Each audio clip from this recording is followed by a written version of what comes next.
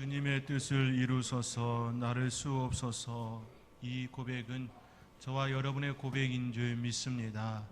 이 고백 가운데 살아가는 저와 여러분의 삶의 자리에 풍성함으로 하나님께서 붙드시고 이끄시고 역사하는 그 많은 그 은혜를 입는 저와 여러분의 삶이 될 수 있기를 주님의 이름으로 축복합니다. 현재 우리가 살아가고 있는 이 세상은 미켈란젤로, 해밍웨이, 임마누엘 칸트가 살던 세상과 다르지요. 심지어 20세기 말에 작고한 전설적인 그래픽 디자이너 폴 랜드가 살던 때와도 다른 세상입니다. 폴 랜드는 심플하면서도 강력하게 우리에게 디자인의 세계를 열어주었던 그런 인물이었습니다. 쉼없이 등장하는 신기술이 한층 더 강력하게 사람들을 매혹시키는 그런 시대입니다. 우리의 정신이 늘 개방되어 있어야 하고 누구나 언제든 우리 귀에 대고 속삭일 수 있으며 심지어 자기만의 방에 오롯이 있음에도 불구하고 혼자서 존재할 수 없는 그러한 세상이 되었습니다. 예전에는 방에 혼자 있으면 세상과 단절되어지고 또 그 세상과 연결되어지는 방식은 잡지나 책을 통하여 교류하는 그 정도였지요. 그런데 지금은 스마트폰을 통하여서 혼자 있지만 혼자 있지 않는 그런 시대의 삶의 모습이 지금입니다. 저는 머리를 3주에 한 번씩 이발을 합니다. 그렇게 하는 이유는 우선 정갈한 모습으로 단에 서서 성도님들을 만나기를 원하기 때문이고, 또 다른 하나는 그렇게 하지 않으면 더벅머리가 되어져서 제가 참 힘들기 때문입니다. 저는 이발을 하러 갈 때마다 꼭 하는 일이 있습니다. 저만의 루틴인데요. 그것은 서점에 들리는 일입니다. 서점에 가면 꼭 늘 베스트셀러 북 코너를 봅니다. 그 이유는 최근 우리 사회에 이슈가 되어지는 그것이 무엇인지 꼭 알고 싶기 때문입니다. 코로나19가 터지고 서점의 베스트셀러 북 코너를 장식한 책들은 메타버스와 언택트에 관한 책들이었습니다.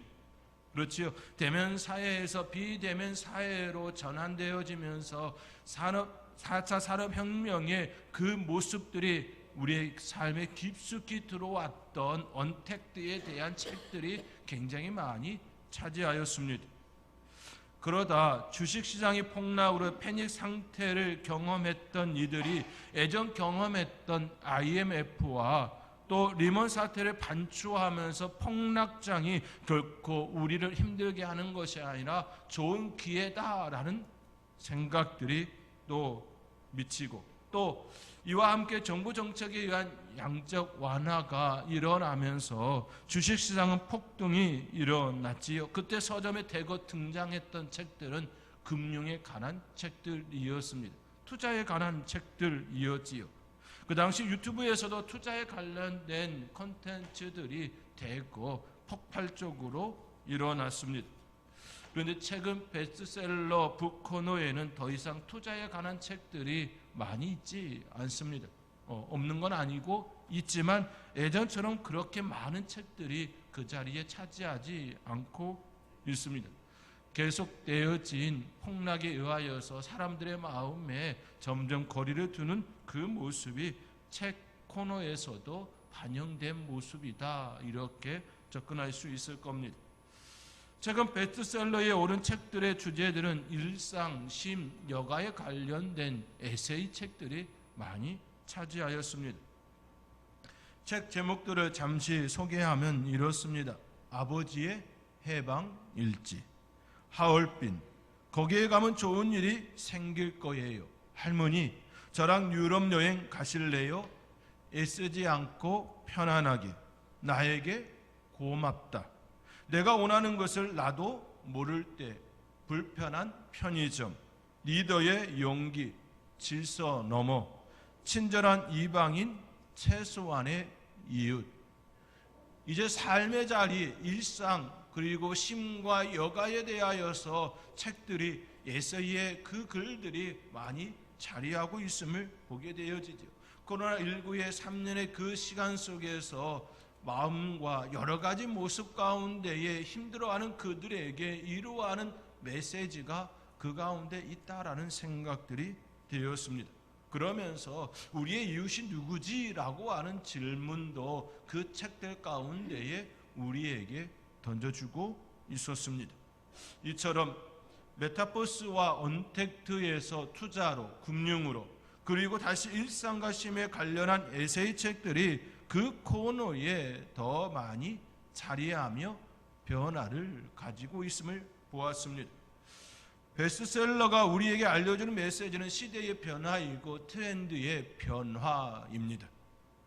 지금 시대가 추구하고 있는 것이 무엇인지, 지금 우리가 나아가고 있는 방향이 어디인지, 지금이라는 현재 상황을 잘 알려주는 하나의 표지판과 같습니다. 표지판은 매우 유용한 역할을 감당하지요. 지금 서 있는 위치, 그리고 어디로 나가야 할지에 대해 함께 고민하고 함께 나누자라고 우리에게 이야기를 걸어오지요. 이처럼 우리는 시대의 변화에 늘 반응하며 살아가는 존재들입니다. 코로나로 학생들은 학교를 가지 못하고 집에서 비대면으로 수업을 진행하였습니다. 이처럼 우리는 시대의 변화, 시대의 상황에 따라 반응하며 그에 맞게 생활을 합니다. 이러한 모습은 예수 그리스도를 믿는 그리스도인들이라고 외에 있을 수는 없습니다. 우리 모두 그 삶의 자리에 있기 때문이지요. 그렇게 그리스도인들은 시대의 변화에 따른 바른 판단, 그에 걸맞는 삶을 추구해야 하지요. 왜냐하면 우리 모두는 시대 속의 사명자로 하나님께서 거룩한 부르심 가운데에 그리스도인으로 세움을 받았기 때문입니다. 오늘 본문 9절에서도 우리에 대해 하나님이 우리를 구원하사 거룩하신 소명으로 부르셨다라고 분명하게 말씀하고 있습니다. 그리하여 사도 바울은 선포자와 사도와 교사로 세우심을 입었노라고 그처럼 고백하고 있는 것이지요. 하나님께서 우리를 구원하사 거룩한 부르심 가운데에 그 시대 속의 사명자로 세웠다라는 것입니다. 그리하여 선포자로, 교사로, 사도로 그 일을 감당하는 그 직책이라는 것이지요. 우리의 삶의 자리에 그렇게 부르셨다 말합니다. 한 사람의 가정에서 아버지가 되어지고 남편이 되어지고 또 직장에 나아가면 회사원이 되어지고 또 함께 일하는 동료들에게 누군가에게는 상사가 되고 누군가에겐 부하가 되어지고 누군가에겐 친구가 되어지지요. 이처럼 우리는 우리의 삶의 자리에 따라 그리스도인으로서의 역할, 그 역할이 달라지지요. 아버지로서의 모습과 자녀로서의 모습, 직장인으로서 동료로서의 모습이 다르기 때문일 것입니다. 그러나 분명한 사실은 시대의 상황과 내가 머무는 그 자리에 따라 그에 걸맞는 하나님의 거룩한 부르심을 입은 사명자라고 하는 이 사실은 달라지지 않는다라는 것이지요. 이는 마치 우리들보다 앞서 살았던 우리의 믿음의 선배들의 삶의 모습과 같습니다. 그런 모습을 우리의 믿음의 선배들을 통하여 생각해 볼 수가 있겠지요. 모세는 이스라엘 민족이 이집트에서 고통받고 있을 때 그들을 불러내기 위하여 하나님께서는 이스라엘의 지도자로 부르셨습니다. 그의 시대적 배경은 이집트의 박해와 핍박이 있었던 고통의 고난의 시간이었습니다.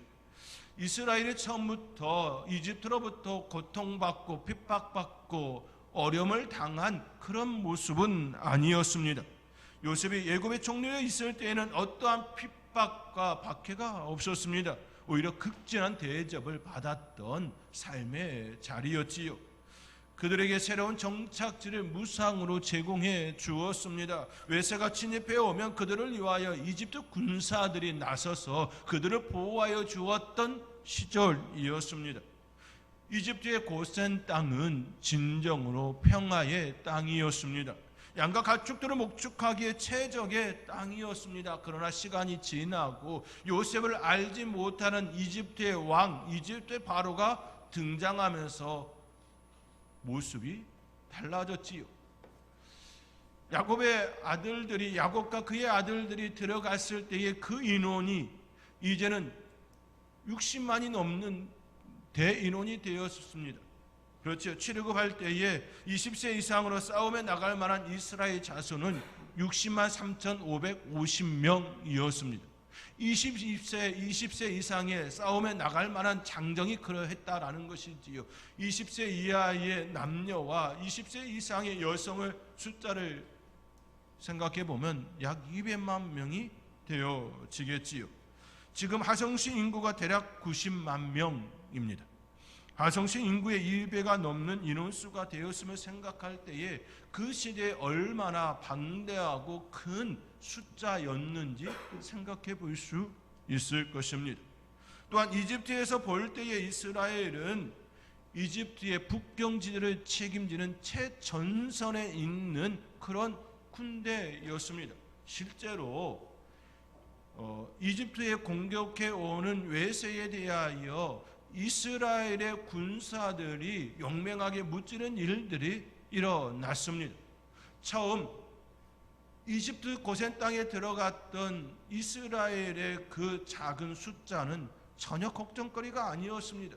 염려거리가 아니었습니다. 그러나 장정 60만이 되어지는 그 숫자가 되어진 그때는 이집트 입장에서 볼 때에 참 걱정거리고 염려거리가 되어진 것이지요. 언제든지 그들이 반란을 일으키면 이집트 내의 내란과 어수선한 상태가 되어질 수 있음을 그들은 감지하였던 것입니다. 그래서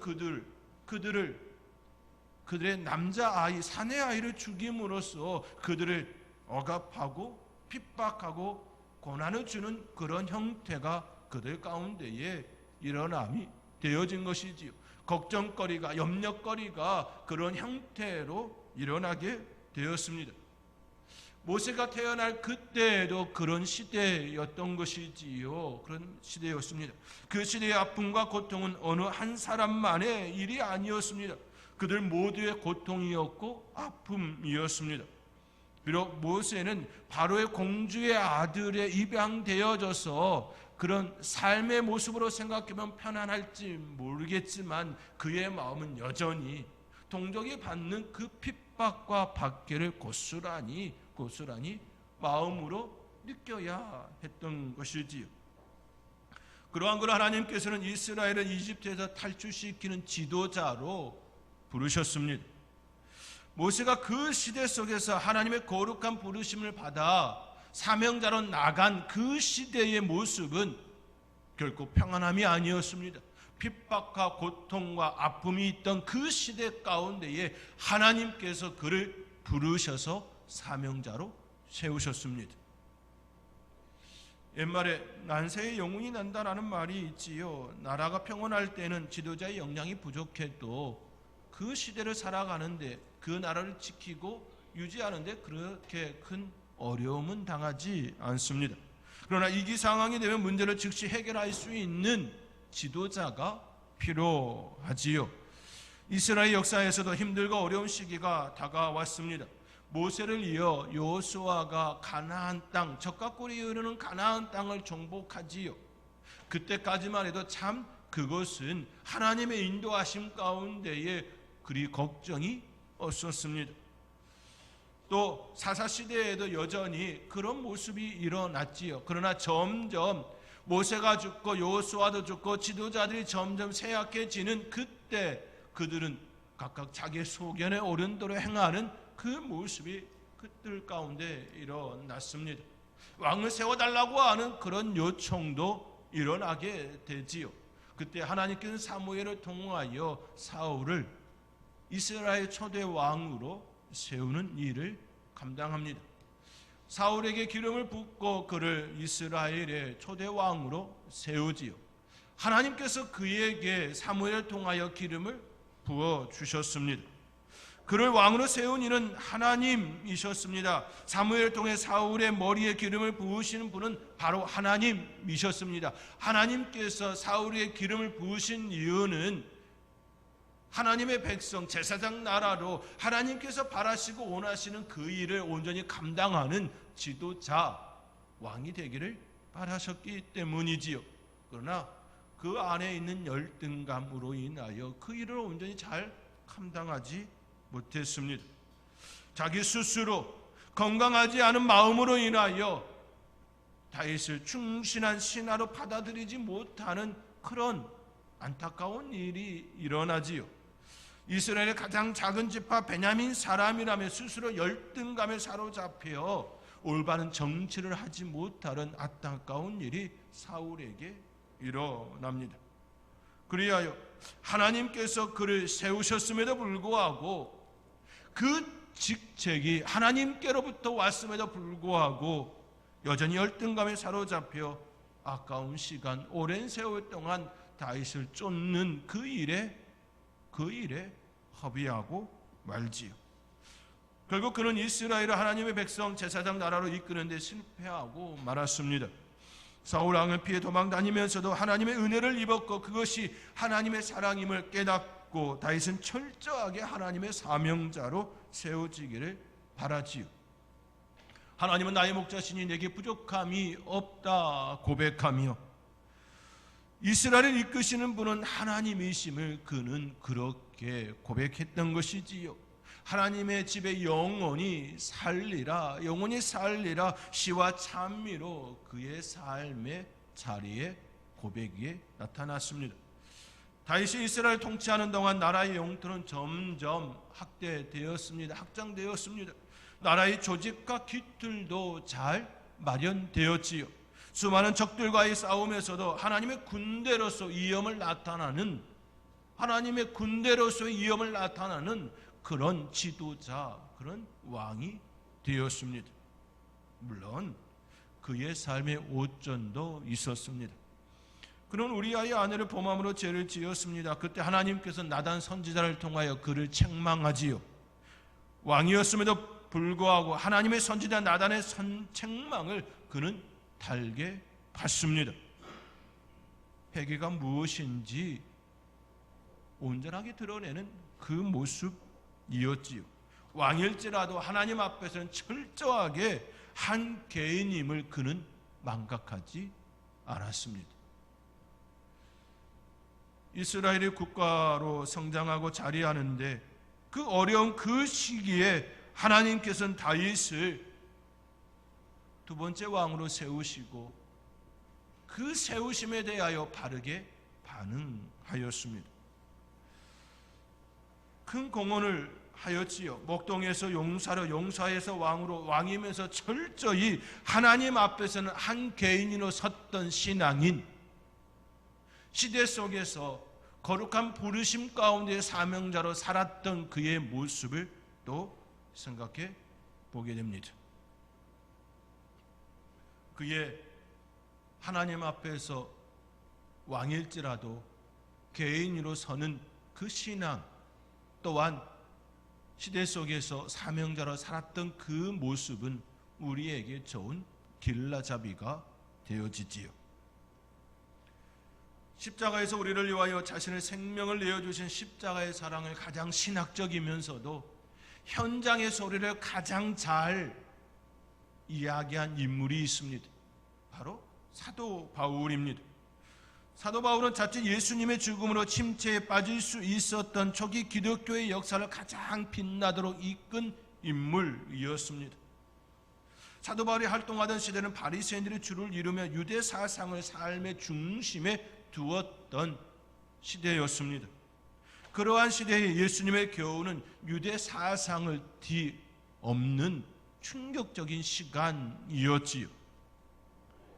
이사야 선지자와 같이 구약의 말씀들, 구약의 선지자의 글을 인용하여 예수님 자신이 누구인지 그들에게 그렇게 가르치고 그렇게 알려주었건만 바리새인들은, 율법사들은 그 교훈을 온전히 이해하지 못한 채 유대 사상을 뒤엎는 판역자로 예수님을 바라볼 뿐이었지요. 예수님의 교훈은 유대 사상을 무너뜨리는 그런 불순한 그런 지도자로 그들은 낙인을 찍었던 것입니다. 결국 예수님은 십자가에서 그렇게 최후의 시간을 맞이하였습니다. 그러한 잘못된 생각을 가지고 있는 유대인들에게 예수님의 십자가의 사건, 부활하신 예수 그리스도를 만난 사도 바울이 자기가 예전에 잘못된 생각이었던 것을 바르게 안 이후에 온전히 다시금 잘못된 생각을 가지고 있는 유대인들에게 예수님의 십자가의 그 의미가 무엇인지 오늘 본문에 소개된 말씀과 같이 선포자로서 사도로서 교라사로서 그들 앞에 말씀을 전파하지요. 하나님의 율법에 무지한 이방인들에게도 그들을 쉽게 이해할 수 있도록 그들의 언어로 복음을 설명 또 전하였습니다. 이것이 바로 사도 바울의 시대 속에서 하나님의 거룩한 부르심을 입은 사명자의 모습이었습니다. 모세, 다윗, 바울, 그들 모두는 그들의 시대 속에서 하나님의 거룩한 부르심을 입은 삶의 모습이었다라는 것이지요. 삶의 자리는 다 달랐습니다. 모세도 다윗도 바울도 다 달랐지만 그들은 한결같이 하나님의 부르심을 입은 사명자였습니다. 한국 교회사에서도 시대 속의 사명자의 삶을 살았던 이들을 쉽게 찾아볼 수가 있습니다. 참 많지요. 일제강점기의 신사참배 반대에 갖은 고문을 당하면서도 자신의 신앙을 지키며 나라와 민족을 위해 끝까지 저항한 주기철 목사님. 한국 교회사에서 상징적인 인물인 동시에 가장 대표적인 순교자로 여김을 받고 있습니다. 주기철 목사님은 47세의 젊은 나이에 저보다 어리더라고요. 주기철 목사님은 47세의 젊은 나이에 옥에서 순교로 생을 마감하며 남긴 유산은 일사각오의 신앙이었습니다. 또 주기철 목사님과 함께 우리에게 사랑의 온자탄으로 널리 알려진 손양원 목사님도 마찬가지였습니다. 시대의 아픔 속에서 일제강점기 때 신사참배를 반대하다 체포되어 1945년 8.15 강복대까지 수감 생활을 하였습니다. 해방 이후에는 여수 예양원에서 한센병 환자들과 함께 지내며 목회의 삶을 살았지요. 그렇게 그에게 슬픔과 고통의 먹구름이 일제강점기가 끝나면서 끝나는 줄 알았습니다. 그러나 그의 사랑하는 두 아들이 여순 사건 때 반란군 세력에 의하여 살해당하지요. 손양원 목사님은 두 아들의 장례식 때 10가지 감사 기도를 드렸는데 그 내용 중 하나를 소개하면 이렇습니다. 여섯째, 미국 유학 가려고 준비하던 내 아들, 미국보다 더 좋은 천국에 갔으니 내 마음이 안심되어 하나님 감사합니다. 미국보다 더 좋은 천국에 갔으니 감사하다 고백하는 손양원 목사님. 손양원 목사님은 그렇게 입술로만 고백한 것이 아니었습니다. 두 아들을 죽인 살인자를 그의 양아들로 삼았지요. 하나님의 사랑으로 품었고 용서하고 자신의 양아들로 삼았습니다. 그리고 그는 1950년 남침한 북한군에게 기독교 목사라는 이유로 체포되었고 그해 9월 28일 같이 갇혀 있던 사람들과 함께 총살을 당하셨지요. 주기철 목사님과 손양원 목사님, 일제 강점기와 유교의 아픔을 겪으며 그 시대 속에서 하나님의 거룩한 부르심, 그 부르심 속에서 사명자의 삶을 살았습니다. 그들은 시대 속에 살았지만 시대의 사상에 휩쓸리지 않았습니다. 오히려 하나님의 사랑으로 당당하게 하나님의 부르심에 거룩한 사명자의 삶을 살아내었습니다. 사랑하는 성도 여러분, 시대 속의 사명자는 바로 이와 같습니다. 그 시대 속에서 그리스도인으로 하나님께서 맡겨준 사명을 온전히 감당하기 위하여서는 먼저 하나님의 사랑, 그 하나님의 사랑이 내 안에 역사되어야지요. 그리고 하나님의 뜻을 알아야 합니다. 그리고 그 사랑과 그대로 살아내기 위하여 내 삶의 자리에 하나님의 거룩한 부르심 가운데 사명자의 삶, 애씀과 수고의 그 노고의 삶이 따라야 하지요. 그 애씀과 노고의 삶을 살면 어려움과 고난과 고통이 뒤따라옵니다. 그러할 때 우리에게 필요한 것이 바로 기도인 것이지요. 기도는 내가 그리스도인으로서 거룩한 부르심의 그 사명대로 살아내기 위하여 반드시 필요한 요소인 것입니다. 성령님과 함께 이 삶을 살아내리라 라고 하는, 내게 문제가 있어서 기도하는 그런 모습만이 아니라 하나님의 뜻과 하나님의 사랑을 살아내기 위하여서, 그 뜻대로 살아내기 위하여서 필요한 건 역시 성령님과 함께하는 그 삶을 살아내기 위한 기도의 모습입니다. 내일부터 한 주간 특별 새벽 기도회가 진행되어지지요. 하나님 앞에 또 기도하며 우리의 무딘, 우리의 녹슨 그 삶에 대하여 하나님 앞에 고백하며 또 기도의 시간, 하나님의 이 시대 속에 거룩한 부르심을 입은 사명자의 삶을 또 살아내는 저와 여러분의 삶이 될 수 있기를 주님의 이름으로 축원드립니다. 기도하겠습니다.